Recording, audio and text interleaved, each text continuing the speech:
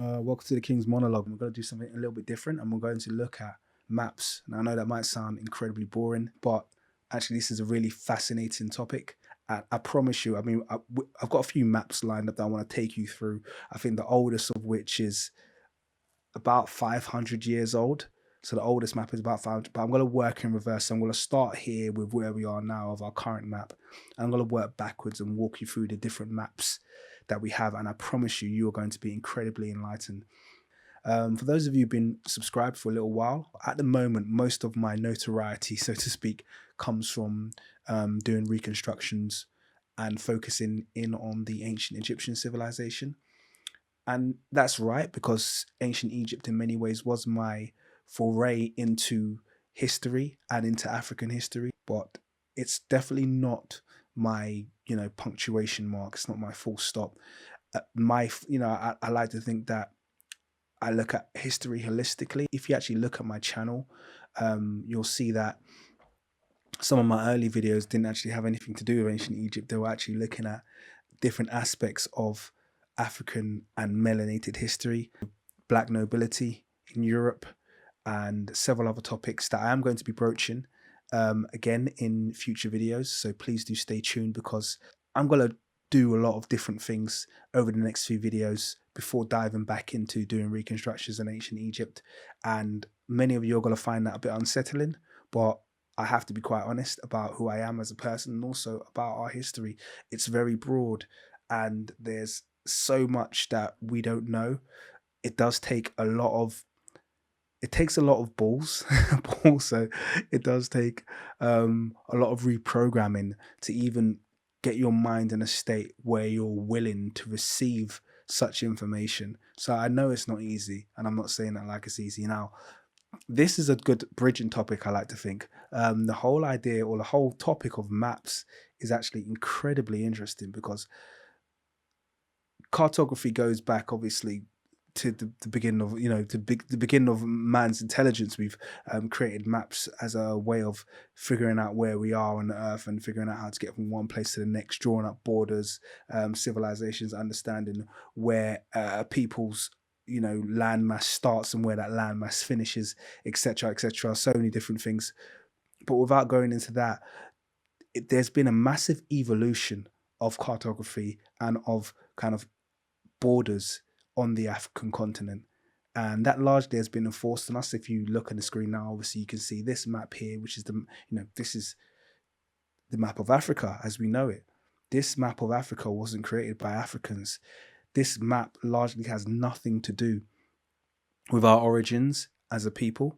This was enforced upon us at the Berlin Conference by European leaders who got round in a table and who literally carved up Africa. You can see the harshness, the angles and the right angles and the straight lines that they've used to devise these borders.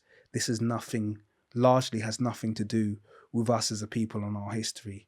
So one of the, I think, more enlightening things about this topic and going into old maps is actually seeing what we called our lands, seeing where our borders existed, and seeing what the landmass looked like when it wasn't under European economic rule, essentially. So that's what this topic's all about. I guarantee you, if you haven't broached this topic of maps before, you're going to find this incredibly enlightening. There is so much to learn. There's a few things you probably should know about the current map of Africa before we start diving into the old ones. So obviously we've already spoke about the fact that we've got these really hard straight lines that have been kind of enforced upon the continent. The next thing to note is that actually some of these names that we see on the African continent are ancient names, they're old names, but they might not necessarily be in the right place. So you'll see names like Tunis and Tunisia. These are ancient indigenous names. We have Morocco, Marrakesh. We have Niger, which is an ancient name, but not necessarily for a nation. And Nigeria, the same thing, obviously related to Niger. These are very ancient, very indigenous terms. So Niger, and obviously being the root word of Nigeria, is an ancient term. It's not something that was inherited from Europe. This is something that we called our great river on the west. It's an ancient term that dates all the way back to ancient Egypt. Actually, what was taught by the books is that the nation of Liberia is a result of basically slaves from the Americas, or yeah, slaves I should say in inverted commas from the Americas, being repatriated and being granted land on the African continent, and then forming the nation of Liberia. Now, there's just so much sketchiness under the hood when it comes to the history of Liberia. Firstly, because there's very little written history of Liberia. I have a book about the history of Liberia, and it's about this thin. It's probably got about 40 pages. It's not really a comprehensive book at all, and that it's probably the biggest book I could find on the history of Liberia. It's a very hard nation to research its past. You'd probably have to dedicate yourself to a lot of historical research and actually finding original papers as opposed to trying to find a comprehensive book on its history. Um, you have Guinea. Now, Guinea, well, let's look at the map on the whole. We have this area at the north, which is, nowadays called classified as North Africa. Then we have this Sahara, which is obviously this belt here. And obviously, if you look at the map, if I just kind of zoom out, you can see Google Maps and all maps make every attempt to kind of really sell this idea of this massive arid area and this complete separation between the north and the south of Africa. But one of the things that's actually going to be highlighted as we do this study and we look at these maps is that Africa has always been kind of a homogenous and very busy cultural stew of different ethnicities. There's never been this huge gap, and this whole idea of being sub-Saharan is just literally a myth that was created by Europeans to separate continental Africans from, the Mediterranean side of African history. For obvious reasons, for many reasons, that we're probably going to touch on a few of those today as well. You've got the Horn of Africa, which everyone's got to be quite familiar with. So that'll be, your Eritrea, Somalia, Ethiopia, Kenya.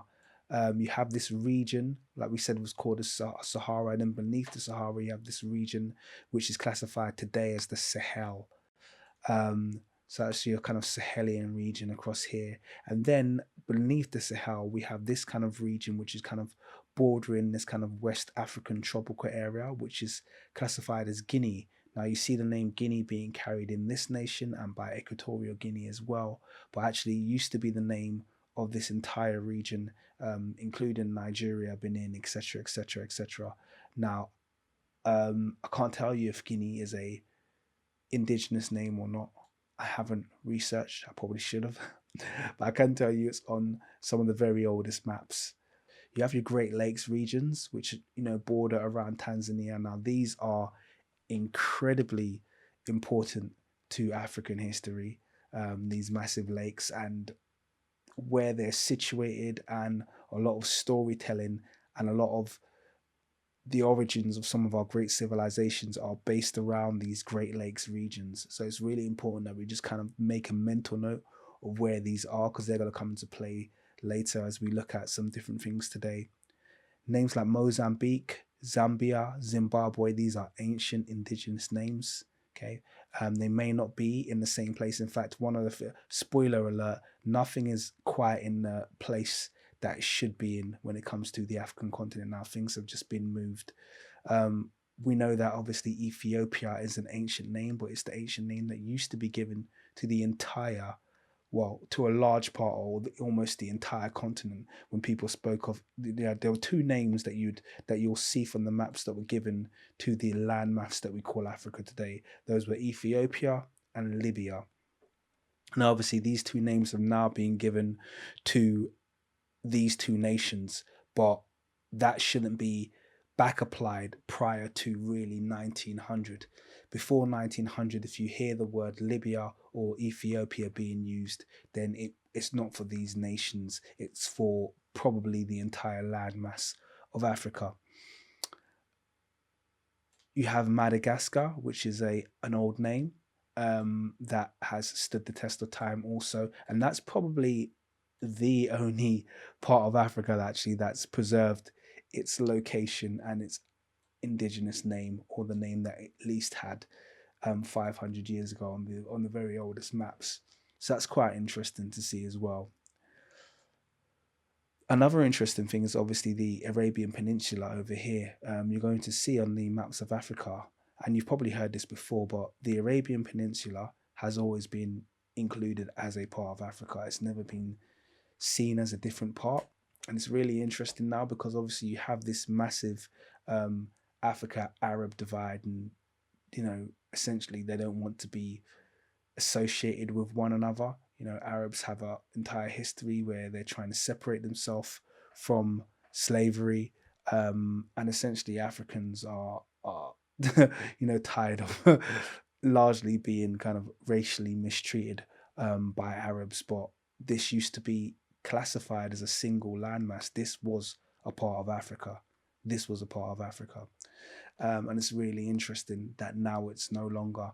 I used to live in the Middle East in this little land up here called Qatar. Um, I wouldn't live there again because of their involvement in the Libyan war, which broke my heart. But that aside, if you live in the Middle East, or if you've lived there, people would be very shocked to know that actually phenotypically Arabs are very similar to Africans. Many of them are. If you go to Saudi Arabia, there's a huge population there, none of which would classify themselves black, but if you saw them on the street, you would just think they're African. It's the same with Yemen and Oman. Massive, massive black populations. Many Yemenites and Omanis, you will not be able to tell apart from the Habesha people of East Africa. You won't be able to tell them apart. You wouldn't. I used to always run into Yemeni people, and we get into conversations, and I'd be like, "Oh, where are you from?" And I'm do my guess in Ethiopia. No, Eritrea. No, you don't look Somali. I'm not Somalian. I'm Yemen. I'll be like, "Wow, Yemen. I would never have guessed that." But this is the thing: the divide that exists between Africa and Arabia largely is a political one. Um, Obviously driven from the fact that there's not much advantages to classifying yourself as black, and if you'd be given a get out of jail free card by Europe because Europe wants to classify your you know civilizations as their own or as Caucasoid, then smart money says take that get out of jail free card and classify yourself as white and separate yourself from the African continent, which is exactly what the Arabians have done. But it doesn't change the fact that it's just a political divide largely. And I think a lot of the Turkic influence in the Arabian Peninsula has become the focal point of what an Arab is. But actually, people would be incredibly surprised if they went to the Middle East and they met Arabs, how many of them are phenotypically look the same as other Africans. It would be very surprising for many people. Eritrea is another nation with an interesting name. Obviously, it's named after the Erythraeatic, which is essentially the Red Sea. This gulf here is called the Erythrea, which is where Eritrea gets its name from. I want to get onto some of the old maps now. So I think the first map I'm going to dive into is the 1787. Yes, the 1787 French map of Africa, which I believe is here. Yeah, here it is. So this is the 1787 French map of Africa. So I'm going to zoom out a little bit. Now this one actually is probably one of the least detailed maps there is. So we're not going to stay on this one too long, but I think it's quite interesting to see. Now bear in mind this is 100 years before the Berlin Conference, and also notably, one of the things that people will be very surprised about is that Europe didn't have much success really penetrating the African continent until very close to the Berlin Conference itself. It did take the fall of certain key empires like the Ashanti Empire before Europe could really make a foothold and then begin to, essentially carve up Africa for their own means. And you can see that really reflected on this map. Now, one of the things I did want to draw your attention to is the fact that if I scroll down, you'll see here Ocean Meridian Ethiopian. Essentially, this ocean didn't used to be called the Atlantic, it used to be called the Ethiopian Ocean. Now, I really need you to understand the significance of the fact that this used to be called the Ethiopian Ocean. Ethiopia, once again, representing not this small land in the Horn of Africa, but representing the African continent itself. Such was the respect for Africa's civilization, and also, I believe, Africa as a seafaring nation, that this was classified as the Ethiopian Ocean. So that land between Africa and the America was classified as the Ethiopian Ocean. And only the northern part was classified as the Atlantic Ocean. Now, as we go further back, you're actually going to realize that this ocean, which is now restricted somewhat to the south in this 1787 map, actually moves further and further north and gets bigger and bigger the further back in time we go. So you can see a kind of political shift take place. But it's very interesting that this is the Ethiopian Ocean. Just zooming in really quickly, and this is the worst resolution map I've got, so please do forgive me. They do get better from here. I do want to draw our attention to some of the key things. So one of the key things is this, the naming of this part of the continent here, which is Negrishi or Negriti. Okay, this is named after the Niger. Now I must point out the significance of the Niger River. The ancient Egyptians themselves said they came from a land called Tar Niger.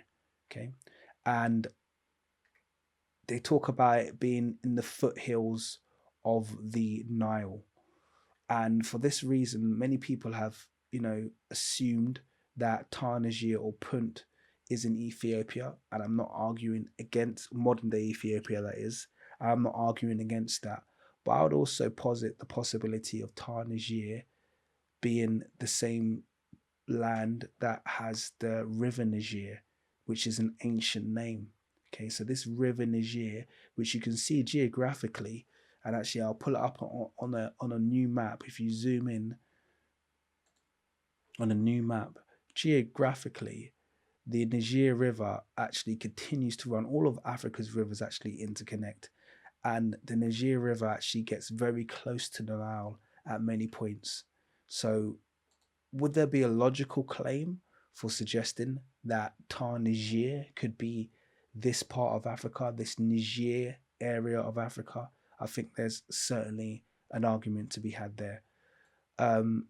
But this term Negriti, I want to kind of push home, because that NIGR or that NGR terminology is something that has obviously followed African people. And the term Negro has followed people. But it's very important to understand the origins of this NGR term has its origins in the Niger, and the Niger has its origins in ancient Egypt, being classified as the terminology of the gods is how we call the gods. They're called Nigers. It's the same term. So we have this river Niger, this river of the gods, and then the people of this area being classified as Negritas or Negriti or Negritas, and Negritas then later becoming Negroes, where we get the word black from. So it's really important to understand, etymologically speaking, it didn't begin with a meaning or meaning the word black. That's what it became over time. So it's quite important to kind of understand where that terminology came from. Another interesting thing about this map is Barbary to the north. The term Berber is something that is classified as being quite derogatory. I know North African people don't like being called Berber, they prefer the term Amazigh, which is fine. But the term Barbary, or at least the use of the term Barbary for North Africa, is an ancient one. Now, obviously, the connotations are if you're from Barbary, you're a barbarian, and no one wants to be called a barbarian, hence the rejecting of the term Berber. But this is a term, once again, that goes back several hundreds of years.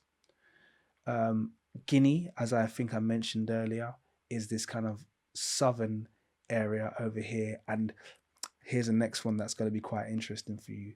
Jollophs. How about that? That blew my mind. I never knew this before. There is an area to the very west coast of Africa. There's an area, and it's on some of the other maps as well, called Jollophs.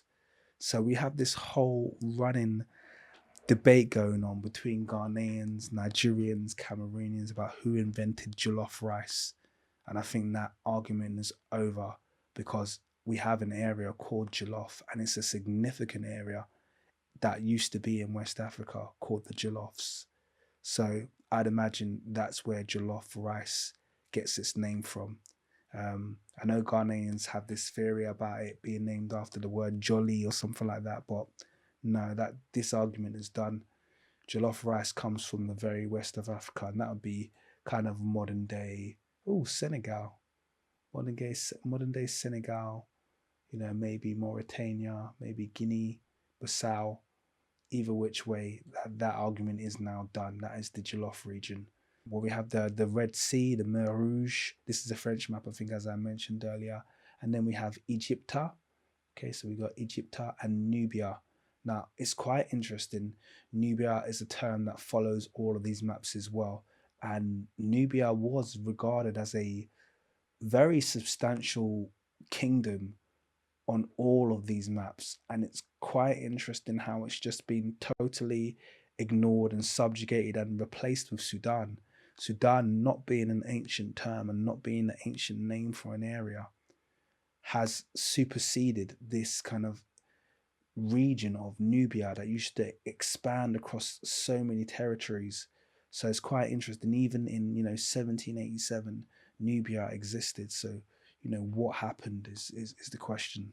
I don't have all the answers, certainly don't, but it's just interesting. Abyssinia or Abyssinia. You can see this area here, which is quite consistently in this area. Now, I know Abyssinia is kind of modern day Ethiopia, but it seems like back here it may have been a larger territory. Now, bear in mind, the Europeans were largely guessing. Now, the other thing I want to draw your attention to is the kind of the way they've drawn the Nile and the way the White Nile kind of splits here, and we have these two heads. This is so significant, and I'm going to come on to this later in the video, so please stay with me. And now I'm moving at a bit of a snail's pace, but you have to stay with me because there's so much ground to cover. This is so significant because I'm going to blow your mind with what this means later on in the video, or what I believe it means at least. And Hottentots, which I believe is a derogatory term, but this is going back nearly 250 years now. I don't think we see it in older maps again, but don't quote me on that.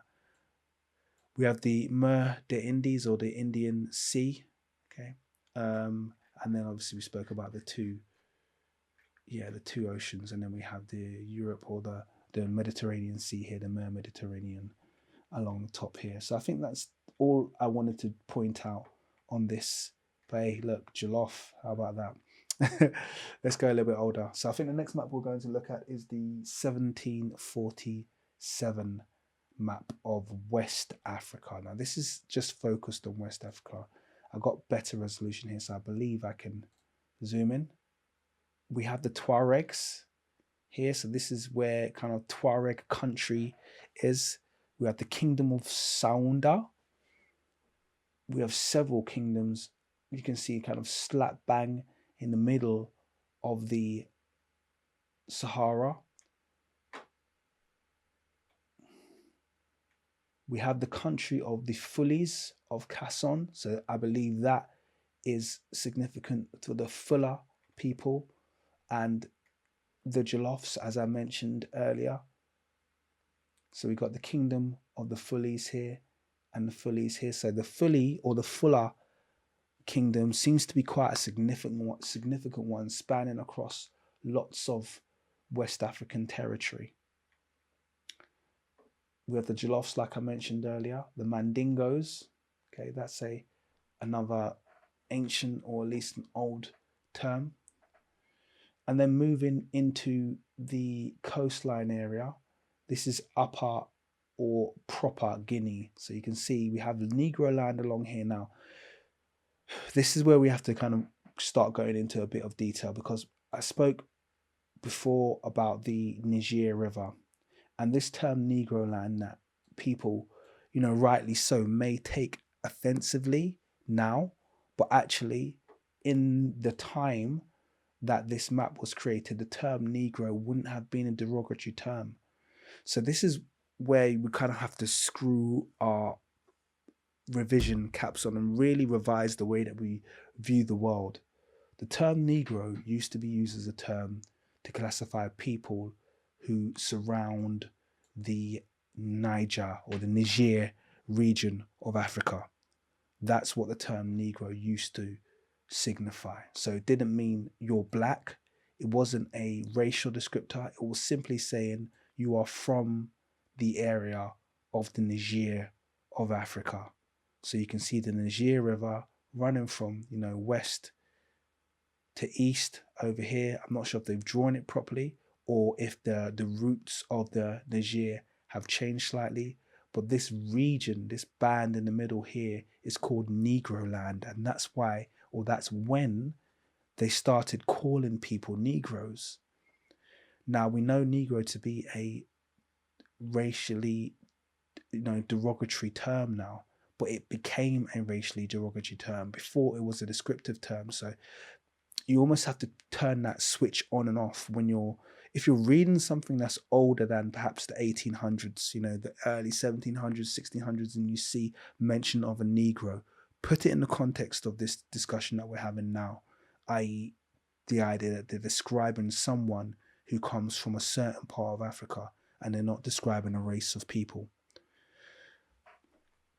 And we can go into that a little bit more later. But then we have Upper or Proper Guinea, which is this kind of area bordering West Africa. And one of the topics I'm going to need to broach now, actually, because it's such an important one. I mean, there's so many topics, I'm going to have to actually probably skip ahead in this much faster than I had planned to, is this Kingdom of Judah. Okay. Now, this is really significant, and I'm not going to go into a lot of detail, but when I had a lot of, Black Americans or melanated Americans start telling me the theory about, Americans being the true Hebrews. I was very, very dismissive. When I say dismissive, I was like, I don't have enough data. One of the first things I saw that blew my mind was this map, and I did see this map probably about 10 years ago, and it highlighted the Kingdom of Judah right there on the African continent, and my jaw dropped. What's significant as well is the Kingdom of Judah is synonymous with the slave coast. So the Judeans or the people of Judah were clearly either involved in the trade of slaves or were the victims of slave trading. Now, the reason I say involved in the trade of slaves, because I'm not making a presumption here that the slave coast is necessarily a one-way outgoing of slaves. Knowing what I know about British history and about European history now, this very well could have been two-way. There could have been a receipt of slaves here as well. What's also really interesting is that I have friends and family now actually who are from different parts of Nigeria, and the Igbo are actually able to translate several Hebrew terms into their language without any difficulty of transliteration. There's terms that are literally kind of Hebrew terms that are in the Bible which translate word for word, meaning the same thing in Igbo language, which I find mind-blowing. I didn't know this before, but I now know this.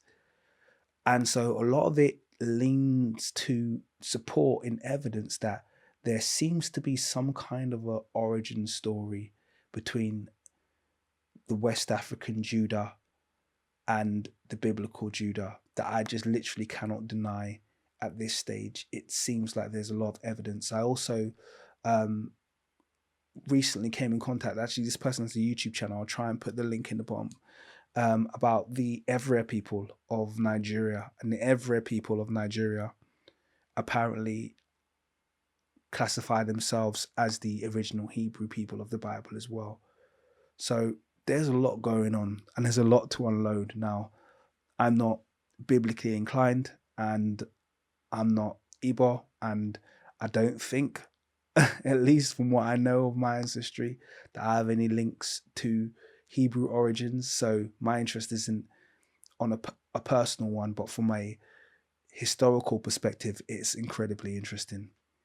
We have the Kingdom of Ashanti here, and we know that they were instrumental in both facilitating and then fighting against the slave trade, which is interesting. Now, I'm not a massive believer in the slave trade being responsible for the peopling of black people across the world. I do believe there was a trade that took place, but I also believe that Europeans and Africans traded um, back and forth for thousands of years, and history is not as black and white as people think it is. In fact, the only thing black and white in history is racism itself, I find. So there's a little note here about Negroland, Upper Guinea, and also I think what's probably worth noting is the way they draw black people. You could easily miss this being an African if you didn't know. And actually, you'll find on these maps that the way these cartographers draw Africans, they just kind of look like Europeans that have been colored in.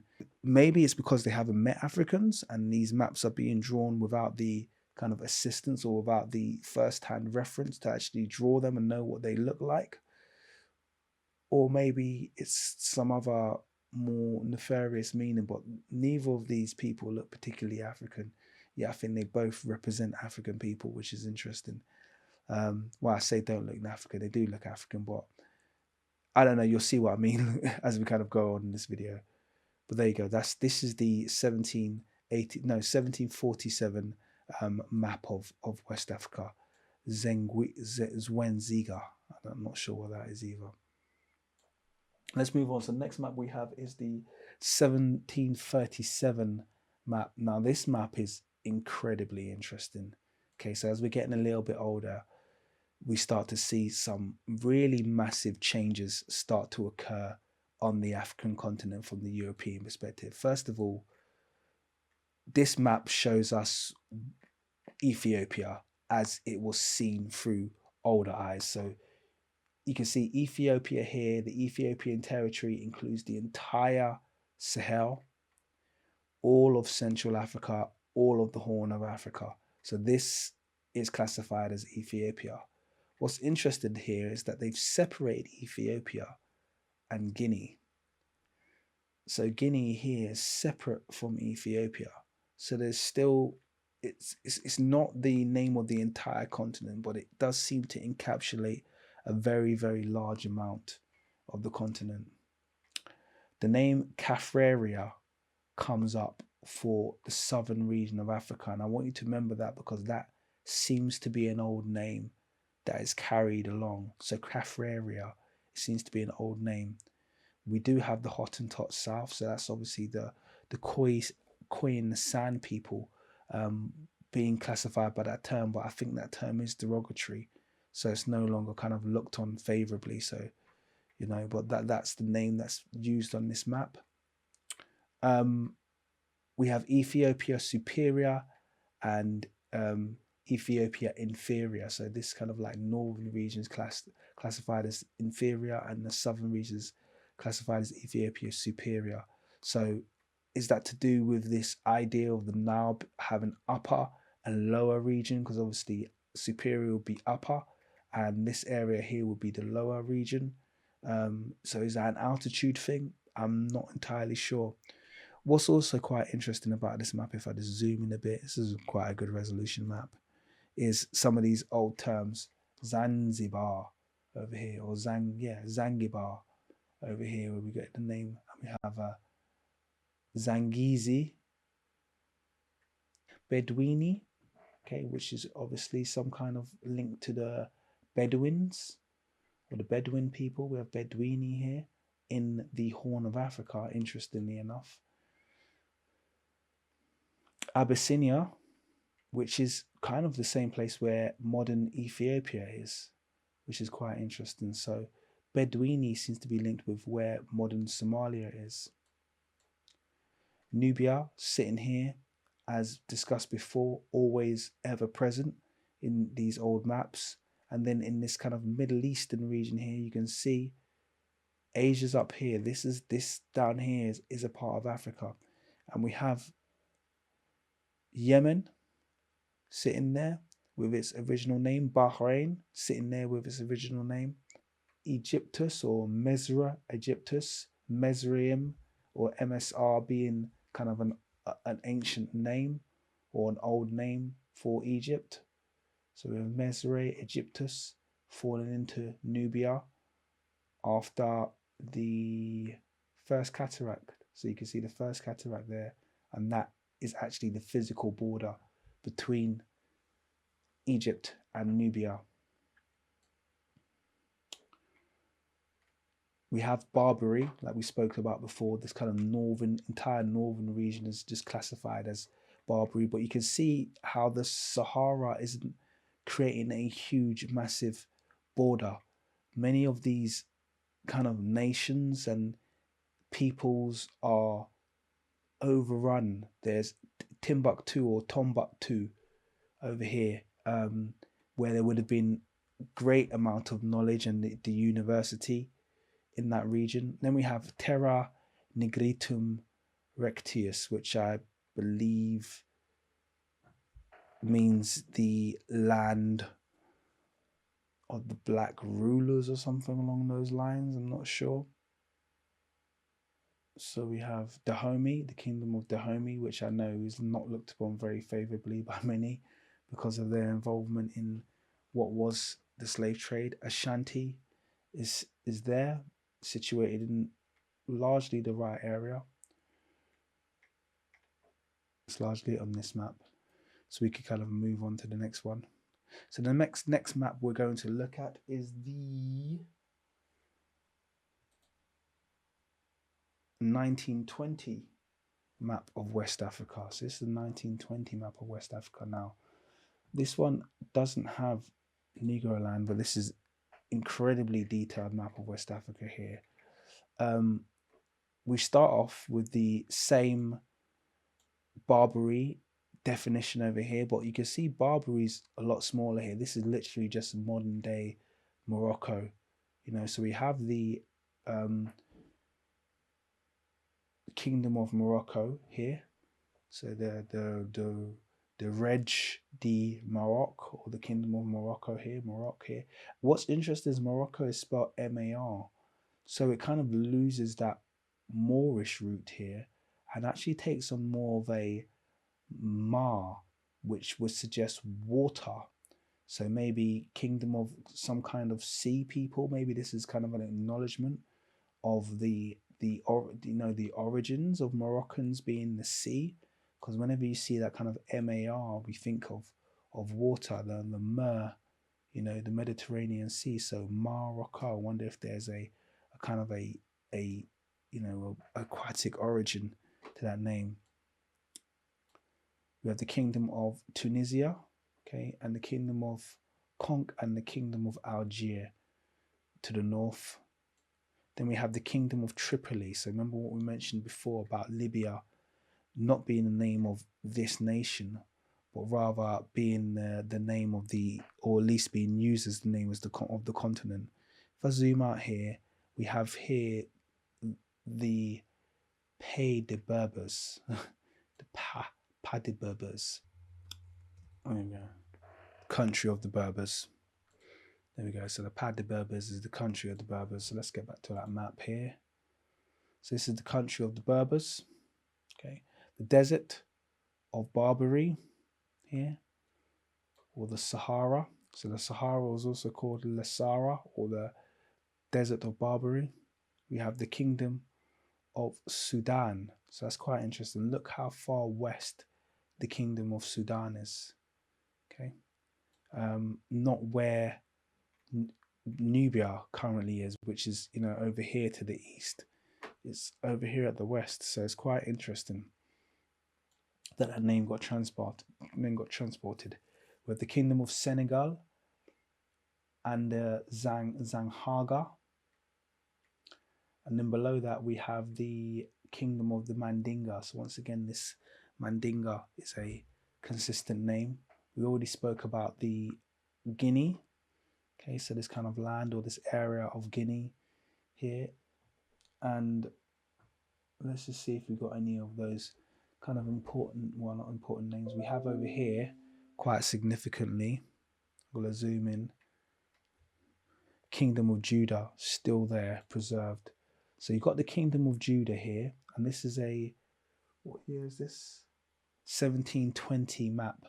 And we have Port or Fort Anglais, sorry, which is obviously port, in English port, and Port Francois, the French port. So we still, it's not called the Slave Coast at this stage, but we have an English and a French port, and we have the Kingdom of Judah. So once again, it begs the question, what kind of trade was taking place that they have a port here? Are they transporting people in 1720 into or out? And what involvement does this nation or this Kingdom of Judah have with this trade that's taken place? We have the Assem here. We have so many kingdoms kind of bordering this, this Guinea / West African area. It's very, very interesting to look at. We have the Kingdom of Biafra here, and this I find quite interesting because the distance of the Kingdom of Biafra from, let's look at Benin, for instance. Where's Benin? Is Benin represented here? Here's Judah, here's Akan, so this is kind of like modern day Ghana, Nigeria over here, but we have all the way out towards Central Africa, the Kingdom of Biafra, which I find very, very interesting, because that's definitely further out than one would have guessed. Now, the way this map is being drawn suggests that, there was a lot more knowledge of what was going on coastally than what was going on continentally. So we do have to kind of approach it with a pinch of salt. But it seems that Biafra was slightly out of the reach of the cartographers who made this map, which is kind of an interesting thing to note. There's the Kingdom of the Jolloffs again. So that's significant now. I think what's the third map in a row that we see the Kingdom of Jolloffs being present. So there you go. Let's move on now to the next map. The next map we have is the 1710 first map of Negroland. Now, this one's actually quite a bad resolution, so I'm not going to stay on this too long. We're only really getting the headlines on this map, and for some reason I couldn't find a better one than this, but it's just worth noting at 1710 what the boundaries look like. So we still have the Barbary up to the north, then we have this area of Bilidolgerid, not sure what that is. Then we actually have this kind of like this Sahara Desert just like designated as a landmass here, and it's impossible to see what kind of groupings and peoples are in here, which is a problem, which is a real shame, because it would have been good to go through that. We have the desert of Barsa here, and now remember, obviously, this land here now, which was called Tripoli in the 1720 map, and is called Libya now, is called Barsa. We call him Hannibal Barsa. Well, that used to be the name of the land, apparently, at some point. So this area here to the left of Egypt, which we could now call Libya, is called Barsa. We have Nubia, once again, ever present, bordering Abyssinia, which is modern Ethiopia, which is above Ethiopia. And it's quite interesting on this map. It says this country is wholly unknown to the Europeans.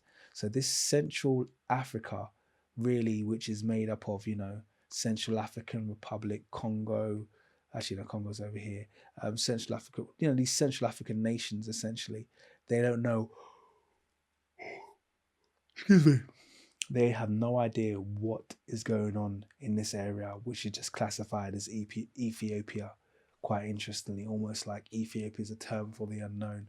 Now, obviously, coming back to those Great Lakes, those two Great Lakes I spoke about earlier, I still haven't shared the story with you. I am going to get there and I haven't forgotten about it. But I promise you that is going to be worth you kind of like staying tuned for what these two Great Lakes mean for African history. We have Mono Emugi. I can barely read that.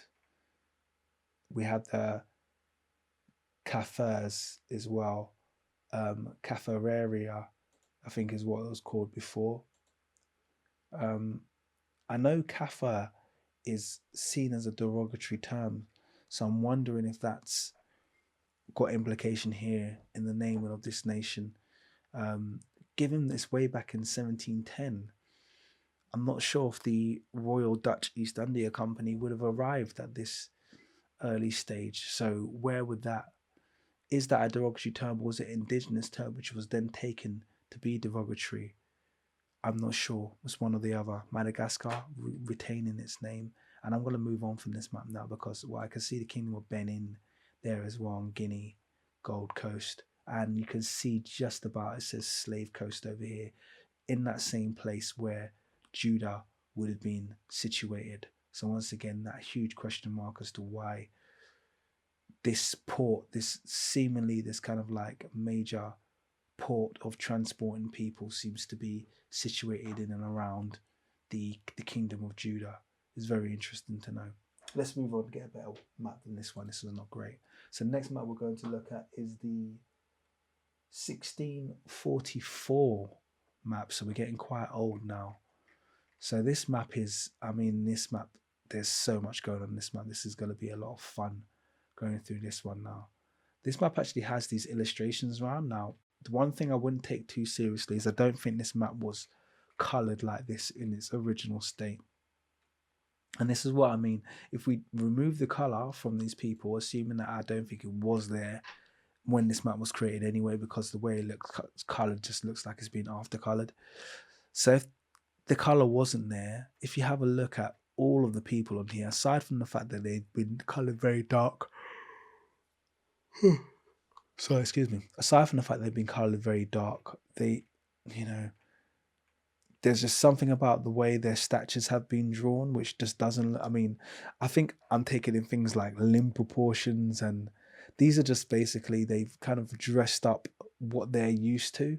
So once again, it kind of begs the question about if they managed to have the person who did these drawings actually ever met any Africans to kind of reference from.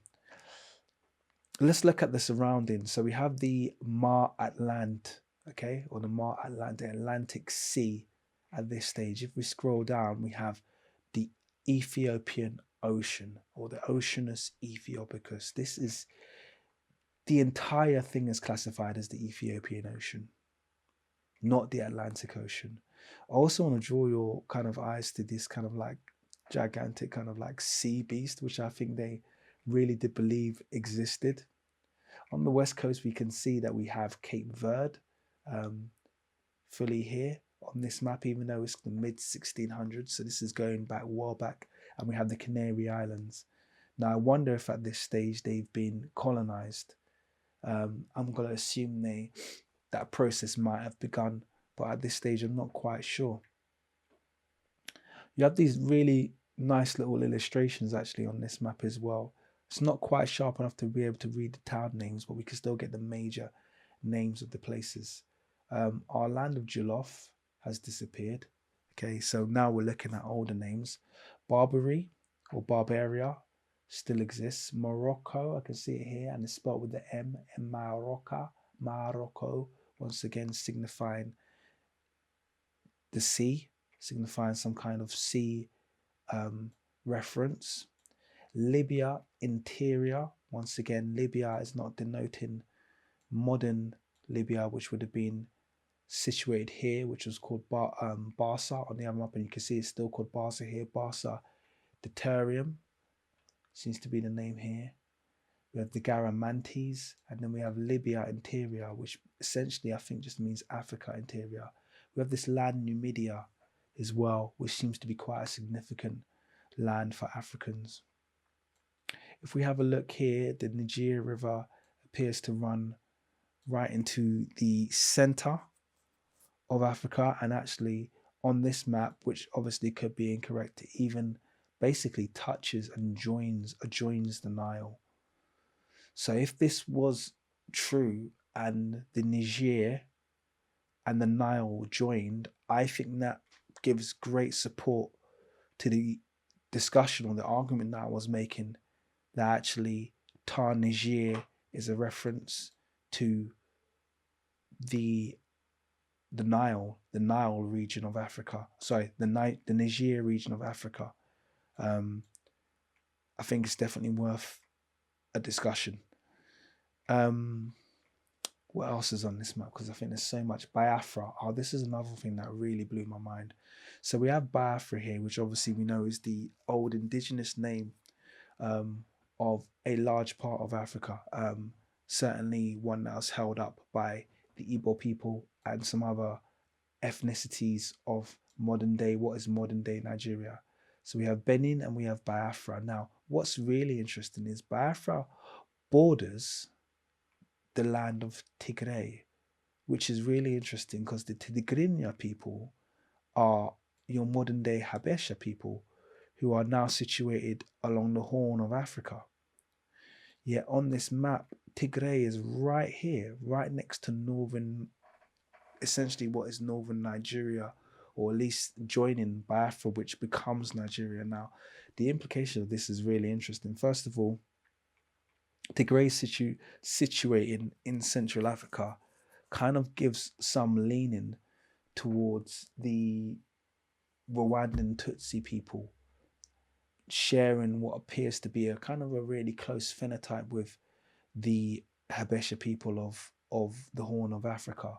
And this could date back to when Tigray was situated in this area. And it also leans to the fact that northern Nigeria has a huge population of people that look very Ethiopian. They have the Terewa people who look incredibly Ethiopian. So it's just really interesting that, Tigray is bordering what we classify as quote unquote West Africa.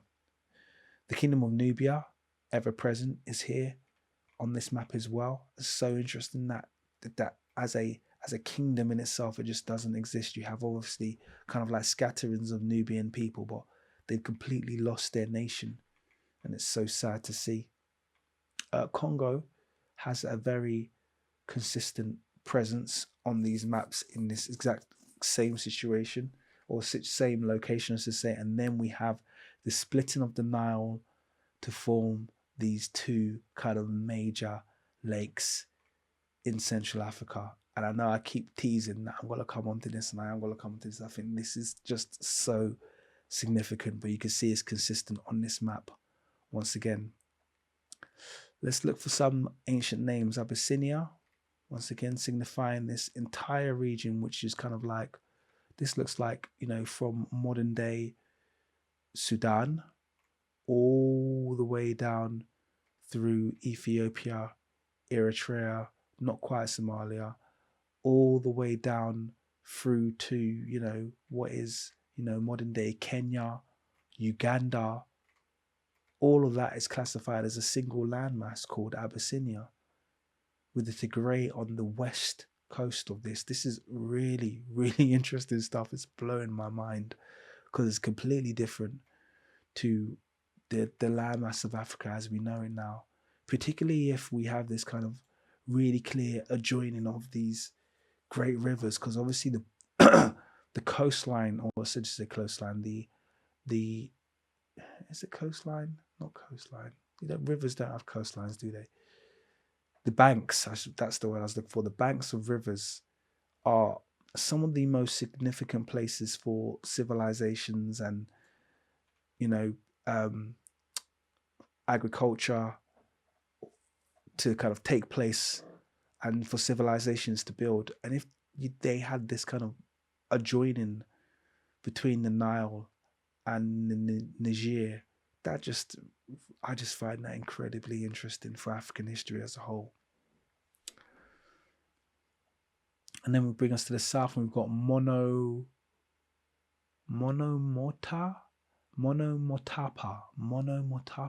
seems to be the name of this region to the south. Monomotapa. That is interesting. I've never heard that term before. I think Madagascar still has its original name, but you've got all of these islands surrounding Madagascar, probably more than there are currently, or maybe some of them are just hidden from people now. And then Arabia now, just to obviously point out once again, or to stress the point that Middle East or Arabia here is classified as part of Africa. This is on the whole a map of Africa, and you can see Arabia is a part of that. Okay. So it's really interesting that, Arabs are no longer classified as part of Africa, yet they are included in all these maps. I want to see what this little part of land is called. Is it called Jollof still? I'm just zooming in. See if I can get a no, I can't see anything there. We've got Cape Verde, obviously, which is the islands here, but I'm not sure what this little piece of land is called. It's just not high enough resolution, unfortunately. So I think that's all I wanted to cover from that. We're getting really old now.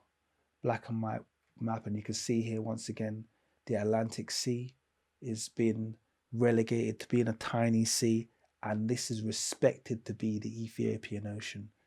It's classified as the Ethiopian Ocean. To the right hand, we've got the Indian Sea. So this is quite nice to actually have a map in English because we're looking at maps in Latin and different languages. But this is quite interesting. We have that land of Numidia, once again, that I mentioned, being present here. And the land of Barbary to the north, once again being present. And bear in mind, we are in the early 1600s now.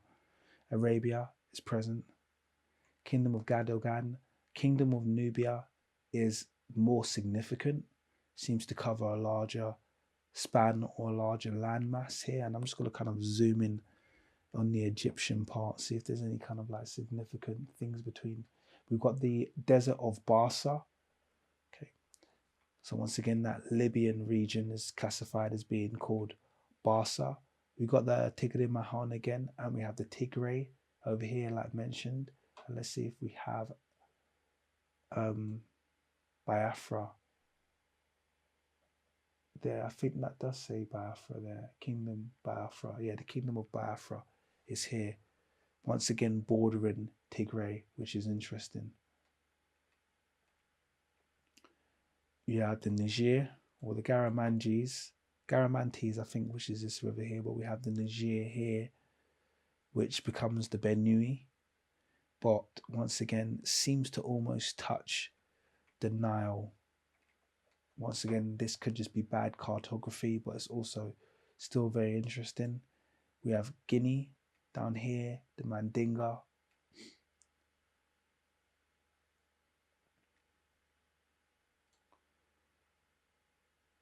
And the Biledul Jerid in Libya, okay, which at this day is called Sahara. So Libya and Sahara. Sahara is just a shortened name of Sahara, which is as much to lay as a desert, essentially. So in Libya is classified as a desert. As discussed, we have the Red Sea run along here, and we have all of these kingdoms representing kind of the Horn of Africa region. Abyssinia seems to be everything east of the Nile River, but the Nile River also seems to run very much in the center of Africa. Now, I think this is once again a cartographic mistake more than anything. But we do have those two Great Lakes that I spoke about splitting, and we are getting closer and closer to that reveal now, which I built up, and you're probably going to be really disappointed. We have the land of Monomotapa, which is to the south. Okay, and once again, we got all the drawings of the various people of Africa, none of which look particularly like modern people of Africa, but maybe that's what they look like back in the day. I don't know. But this map actually isn't too dissimilar from the map that we just looked at, to be totally honest with you, almost the same. Next map we're going to look at is the 1584 maps, and now we're getting really, really old. And there's not a huge amount here. We have Nigrita, Nigrita Rum Regio. So I think that's the king. Oh, actually, let's get a translate on that.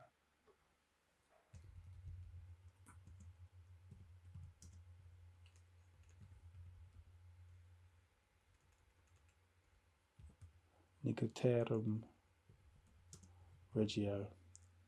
Region of the Blacks. Well, I don't think it would have been called the Blacks back then.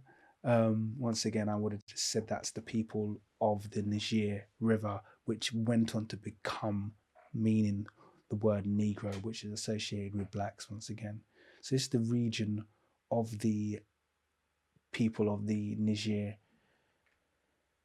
You have Nubia, once again a significant land. We have Barcha or Barsa. We have Egyptus, everything where kind of you'd expect them to be. You have the Kingdom of Benin, Biafra. There we have Amazon here, which is quite interesting. Dead center of Africa, we have Amazon.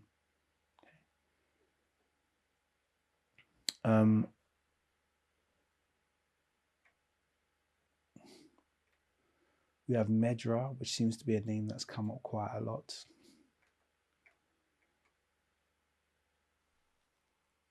I'm trying to see up north, we have Barbaria.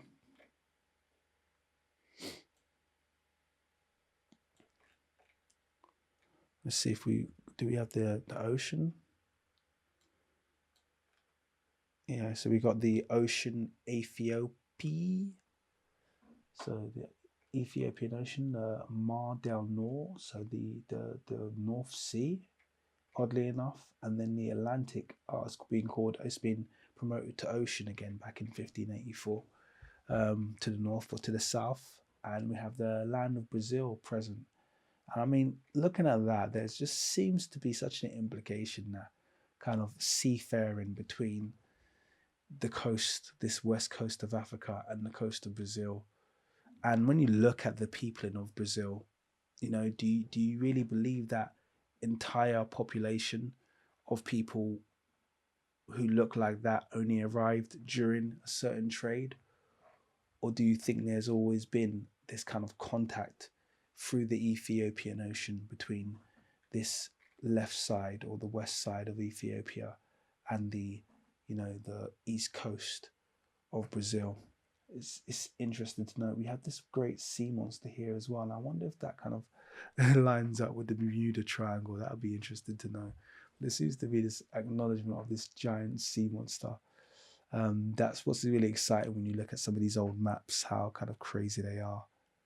Zanzibar, I didn't mention that that's an old name. Mozambique is there. Madagascar is there, retaining its original name. That was it really in terms of what was significant for this map. And I think we only have one more map left. This is the one that I find really, really, really enlightening. So this is the oldest map of Africa, and as you can see, it's called the Misshapen Map, and this dates back to 1554. So this is pretty much 500 good years away.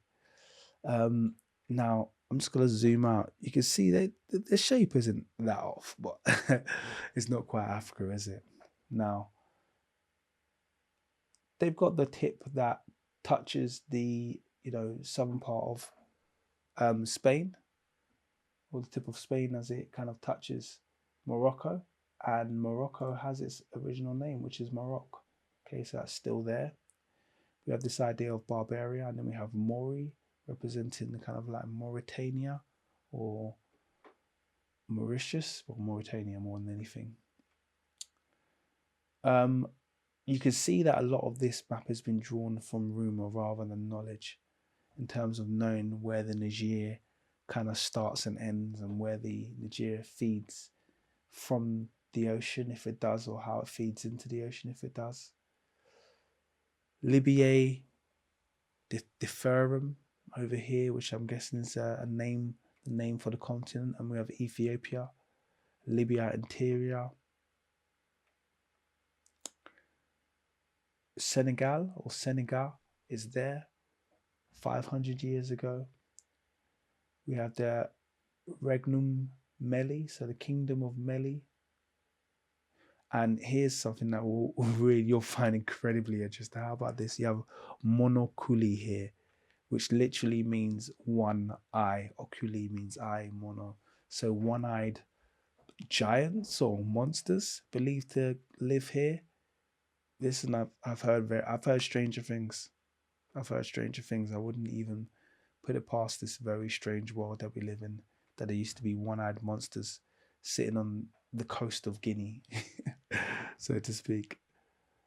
So we have Regnum Orguni. So the kingdom of Orgun, Orgueni. It sounds a bit like Ogun. I don't know. It sounds like a bit of a stretch. It could be. We have Kingdom of Nubia here. So the Kingdom of Nubia is here. Alive and well, as we've spoken about. The Kingdom of Habesh. How about this on the left? So we have a Kingdom of Habesh in the early 1500s. Okay. The Kingdom of Selam. That sounds familiar. And then we have Azania, which is the name that that was obviously taken on in southern Africa to be the indigenous name. But we have the king of Azania residing here in the kingdom of Melind, which is really interesting to see. Now, this is where I'm going to come on to the two Great Lakes and my bit of a revelation, which I built up now. I'm probably going to be very, very disappointed, but here it is.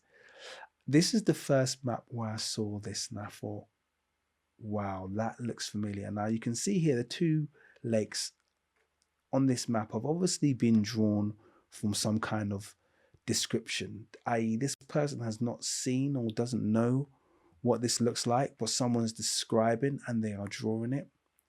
And if you was to describe what you see here to make someone draw this, what would you have said? You would have said, well, I would have said two giraffes, the sea looks like two giraffes with very long necks that intertwine. And when I saw that, my mind went, poof. Now, why did the mind go, poof? Because we know, first of all, that this is the Nile. And we know the Nile is significant in Nile Valley civilizations, and particularly the founding of ancient Kemet. And as soon as I saw this map, I knew, or at least my spirit kind of knew what I was being told here. And I thought of the Nama palette. And I thought of this image right here. Now, this image has always been thought of, well, this was the unification of the North and the South. And I don't think it depicts that anymore. I believe this is a depiction of their origins and how the delta was formed. So the body of these ceropods, or sauropods I think they're called, represent the body and the legs of the foothills of the Nile. So the foothills of the Nile, you can see they've literally drawn the hills underneath here as well. And these feet are almost joining. So the foothills of the Nile on these kind of Great Lakes are represented by the bodies of these sauropods, and the legs represent the kind of streams that come out of it. And that's what's being represented here. Now, the necks intertwine as they go up. So as the necks go up, they intertwine. And that's exactly what we see happening with the Nile. Okay. As the necks intertwine, they move up. Now, what do we see at the last part? We see the necks being constrained, or the necks being parted or separated by the effort of men.